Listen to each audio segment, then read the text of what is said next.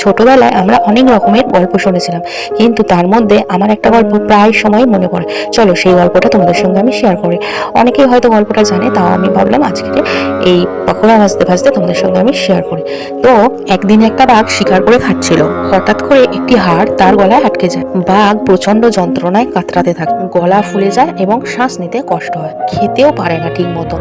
অনেক চেষ্টা করেও যখন হাড়টি বের করতে পারলো না, তখন সে সাহায্যের আশায় জঙ্গলে বিভিন্ন পশু পাখিদের থেকে সাহায্য চাইতে যায়, কিন্তু কেউই সাহায্য করতে সাহস পেল না। সবাই ভয় পায় যদি বাঘ তাদের খেয়ে ফেলে। অবশেষে একটি বক পাখির কাছে যায় এবং বলে, হে বক, তুমি তো চিকন ও লম্বা ঠোঁটের অধিকারী, দয়া করে আমার গলায় আটকে থাকা হাড়টা বের করে দাও, আমি তোমাকে এর জন্য উপযুক্ত পুরস্কার দেব। বক প্রথমে ভয় পায়, কিন্তু পরে সাহস করে বাঘের মুখে ঢুকে লম্বা ঠোঁটে তার হাড়টি বের করে দেয়।